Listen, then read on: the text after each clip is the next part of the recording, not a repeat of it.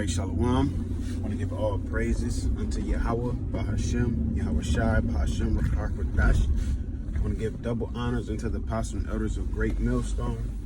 Blessings and salutations to the elect of YAHAWAH, which consists of the so-called Negroes, Latinos, and Native Americans today. And blessings and salutations to you Akim out there as well, teaching across the four corners of the earth. Looking forward to the downfall and destruction of Babylon, also known as America today, as well as you men and women that follow, and those who might look like the other nations, but are of the nation of Israel on your father's side by blood. And just having a thought, man, just a real quick lesson. I was just sitting here thinking, and it's just the purpose of faith.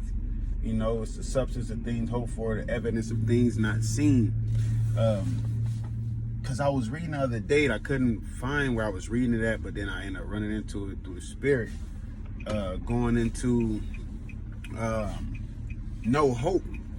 You know, people in America, people around the world, to be honest, you know, not even just in America, but they're living life and they pretty much have false hope, you know. Whatever they looking into, whatever they're pursuing, it's going to be burnt up, as the scriptures say, all the elements. So, you know, of course, it's a beautiful thing, the Lord allowing us to be able to understand, to be able to see, to be able to know even. All right, so I just wanted to jump into this real quick. This is Ephesians chapter 2, and I'm gonna start at verse 11. It says, "Wherefore remember that ye being in time past Gentiles in the flesh, who are called uncircumcision by them which is called the circumcision in the flesh made by hands." Right now, the NLT, it says, "Don't forget that ye Gentiles used to be outsiders. Ye were called uncircumcised heathens by the Jews, who were proud of their circumcision, even though it affected only their bodies and not their hearts." And it just puts you into a humble mind state, you know, setting your mind at being humble, being grateful that YAHAWASHI has opened our eyes, you know. Don't forget where you came from. Like he said, remember, you know, wherefore remember that we once was in the state that these people are once was in. So just not to get proud, all right, in the sense of boasting and bragging, but it's a thin line between that and being faithful. Okay, being having confidence and trust in YAHAWASHI, you know, because it's like, what else we got, you know? But within that, man, just the Lord, of course, once again opening our eyes, because I'm sitting here, I'm like, we read about chariots. Now the world is seeing chariots, you know. Before we you know, certain brothers have seen them, I'm sure, as I've heard personal stories when brothers was even younger, you know, before they was in the truth. But it's the world is seeing them, you know what I'm saying, to where they have to do something about it. All right, we read that we're going to get our heritage back and we're going to be prophesying, you know, and it's happening. The word is spreading across the four corners of the earth, and it's happening. So just reading and able to understand that this is just, it's more than a book. Okay, this is completely more than a book. This is YAHAWASHI's words, his promises, his covenants, his oaths, his plans, his plots, his judgments, his lamentation, his mourning, his woes. Just all of that all in one, man. Okay, let me continue. It says, verse 12, "That at the time ye were without Hamashiach, being aliens from the commonwealth of Israel." Right, I want to get that word commonwealth real quick. This is Strong's G 4174 Politeia. All right, so we got the word Politeia. Let me pass this truck real quick. It says the administration of civil affairs, a state or commonwealth, citizenship, the rights of a citizen.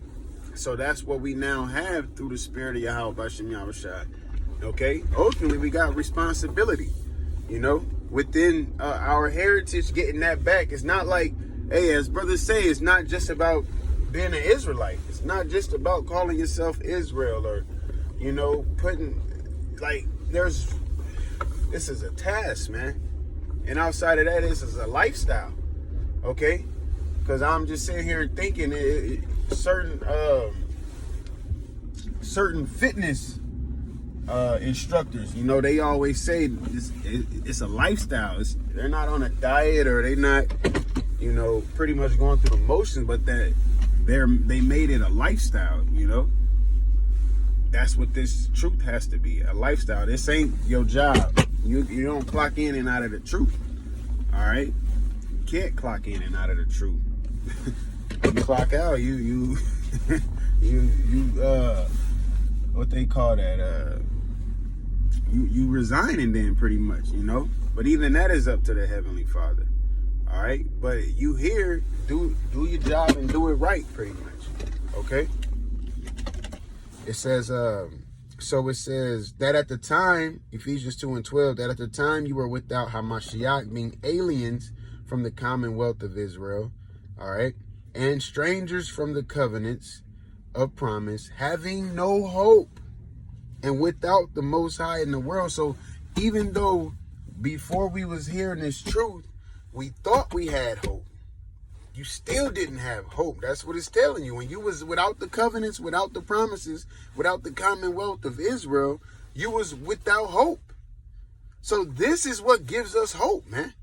This is why in so-called 2024, this is why in 2024, the hopeful year of Jacob's trouble, we're smiling, man. All right, we're putting that energy out there, that this is a year of Jacob's trouble.